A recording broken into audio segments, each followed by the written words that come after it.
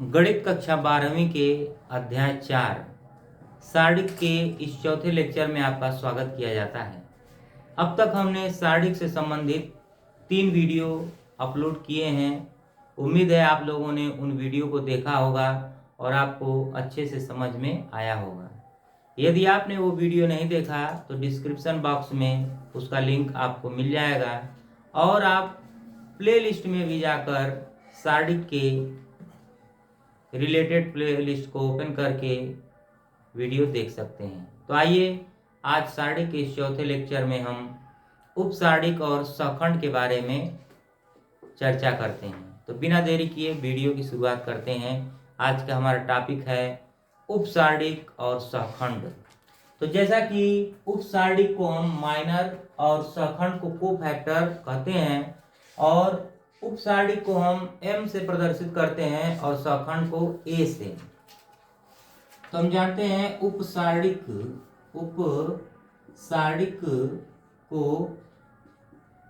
m-i-j तथा सहखंड को a-i-j से प्रदर्शित करते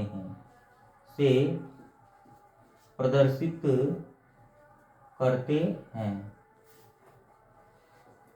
तो हमने जान लिया कि उपसारणिक को m-i-j तथा सहखंड को a-i-j से प्रदर्शित करते हैं। m फॉर माइनर और ये हो गया पंक्ति गुणे स्तंभ और ये भी हो गया पंक्ति गुणे स्तंभ।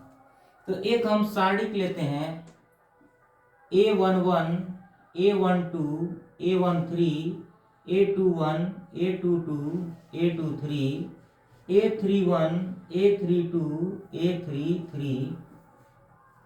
यह एक क्या है? सारणिक है। यह एक सारणिक है। अब इस सारणिक का हमको उपसारणिक और सहखंड ज्ञात करना है। तो उपसारणिक हम अवयवों का ज्ञात करते हैं। जैसे किसी भी अवयव का उपसारणिक ज्ञात करना है तो क्या करेंगे? उसे पंक्तिवार और स्तंभवार ढक लेंगे। क्या करेंगे? उसे पंक्तिवार और स्तंभवार ढक लेंगे। तो पंक्तियों और स्तंभों को ढकने के बाद जो भी अवयव मिलेगा उसे लिखने पर हमारा उपसारणिक प्राप्त हो जाएगा। तो देखते हैं a11 का उपसारणिक। a11 का उपसारणिक अगर हमको ज्ञात करना हो तो हो जाएगा m11। a11 का उपसारणिक क्या हो जाएगा? m11 यानी माइनर ऑफ 11। पहली पंक्ति और पहले स्तंभ के अवयव का उपसारणिक बराबर हम क्या करेंगे? इस पहले पंक्ति और पहले स्तंभ के अवयव का उपसारणिक ज्ञात करने के लिए इसे हम स्तंभ और पंक्ति को ढक लेंगे। तो देखिए स्तंभ और पंक्ति को ढकने के बाद हमारा यही वाला अवयव बचता है। तो इसका उपसारणिक क्या हो जाएगा?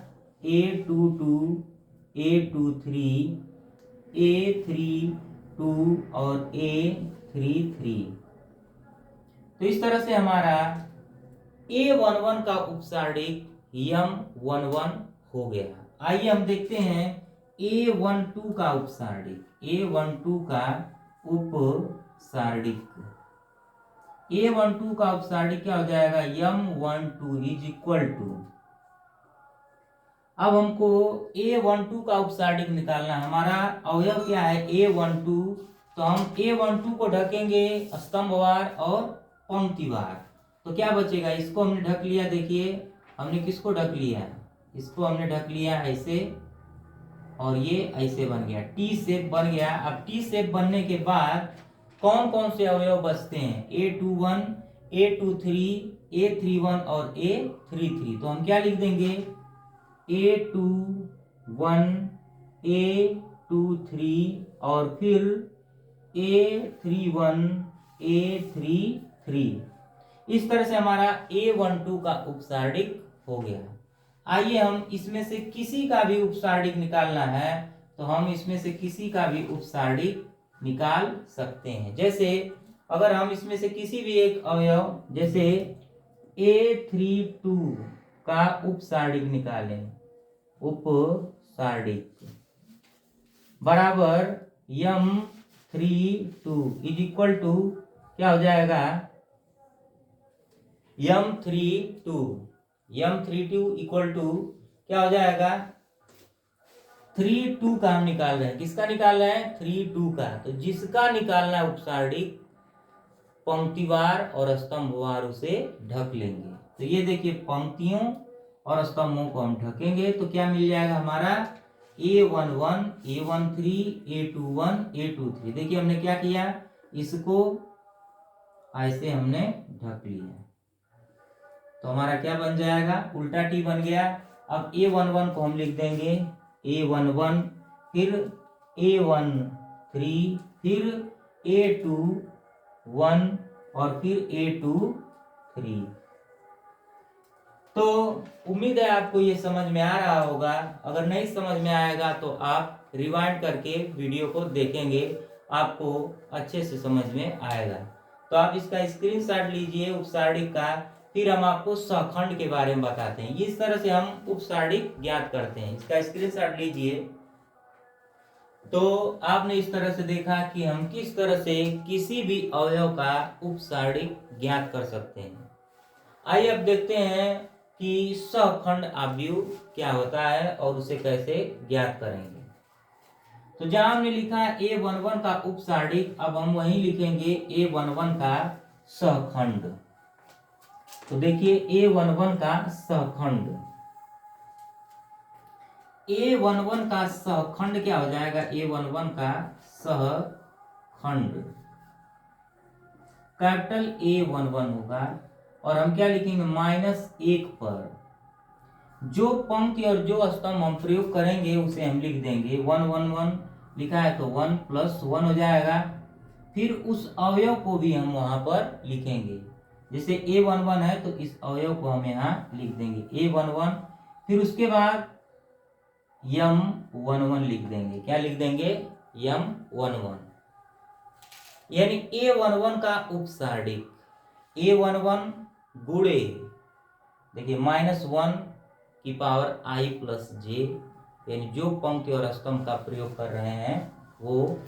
तो देखिए Aij आपको ज्ञात करना है। Aij बराबर हो जाएगा -1 की पावर I + j और फिर Aij और यहाँ पर कैपिटल MIj। अब देखिए Aij क्या है, अवयव है, अवयव है और ये क्या है, उपसारणिक है। क्या है, उपसारणिक। तो ये मेथड है, इस तरह से हम सहखंड ज्ञात करते हैं। हमको A11 का सहखंड ज्ञात करना है तो A11 वाले अवयव को हम लिखेंगे और उसका चिन्ह भी लिखेंगे। यानी सहखंड में हमें चिन्ह की जरूरत पड़ती है, प्लस माइनस प्लस, इसका चिन्ह होगा प्लस, इसका minus, plus minus plus minus, ये A22 है। तो आपको A11 का सहखंड ज्ञात करना है तो कैपिटल A11 बराबर -1 की पावर 1 + 1 A11।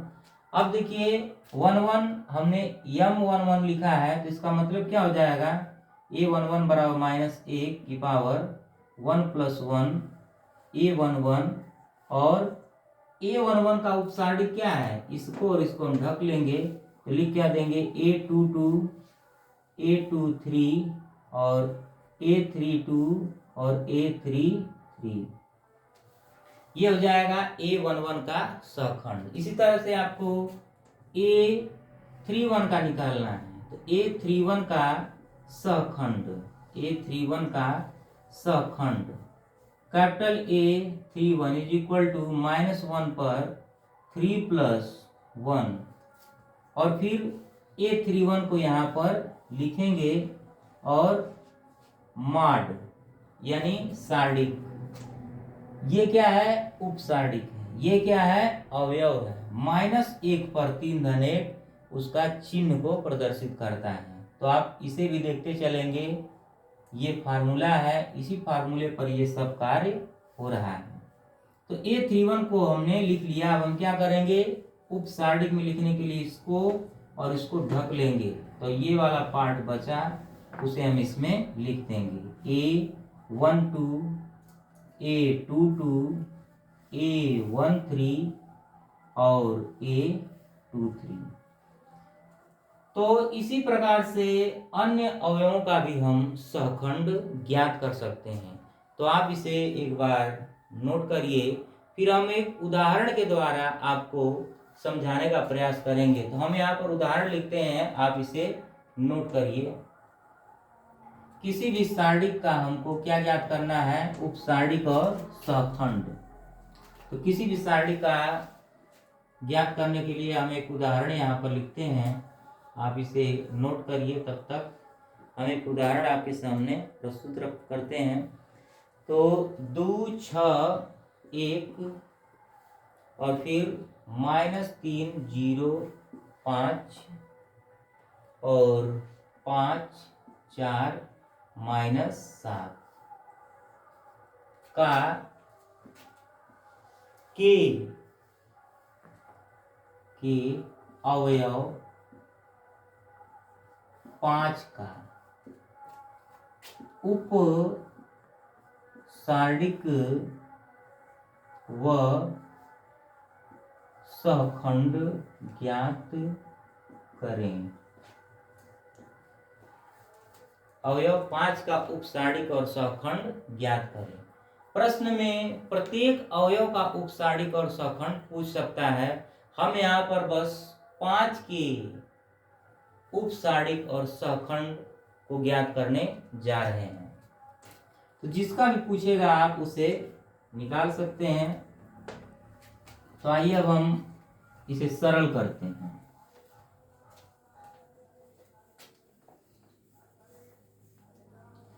तो देखिए 5 क्या है, पहले पंक्ति और तीसरे स्तंभ का अवयव। 5 क्या है, पहली पंक्ति और तीसरे स्तंभ का अवयव है।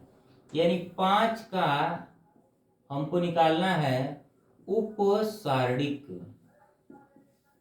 5 का उपसारणिक बराबर क्या हो जाएगा, 5 को हम क्या करेंगे, ढक लेंगे स्तंभवार और ये पंक्तिवार।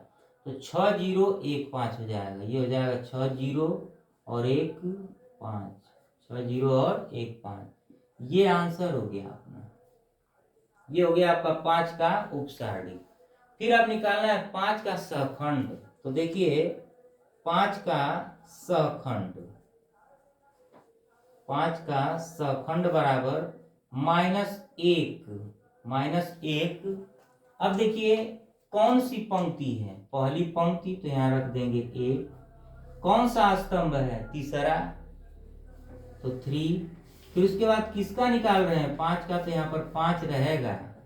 फिर उसका उपसारणिक, तो इसको ढकेंगे 6, 0, 1, 5, यानी यही लिखना है 6, 0 और 1, 5। तो देखिए -1 पर अगर समघात है तो उसका मान क्या होगा, प्लस। -1 पर विषम घात है तो उसका मान क्या होगा, माइनस। ये हो जाएगा 5 और ये 6 5 30 -1 0 0। अब देखिए ये +5 हो जाएगा, यानी 5 गुणे 30, तो 5 3 15, 150। इस तरह से 5 का सहखंड भी आपने ज्ञात कर लिया। तो इसमें से किसी का भी उपसारणिक और सहखंड ज्ञात करना हो तो आप पीछे बताए गए नियमों के आधार पर रख करके ज्ञात करने का प्रयास करेंगे, और उम्मीद है आपको समझ में भी आएगा और आप ज्ञात करने में सफलता भी हासिल करेंगे। तो आज का हमारा ये सारणिक लेक्चर 4 का ये टॉपिक यहीं पर समाप्त होता है, और हम मिलते हैं अगले टॉपिक में। तब तक आप हमारे चैनल पर बने रहिए। जो लोग हमारे चैनल पर नए हैं और अभी तक चैनल को सब्सक्राइब नहीं किया है, चैनल को सब्सक्राइब कर लें। हमारा मनोबल इसी तरह से बढ़ाते रहिए। हम आपके साथ हमेशा खड़े रहेंगे। मिलते हैं अगले लेक्चर में, तब तक के लिए धन्यवाद।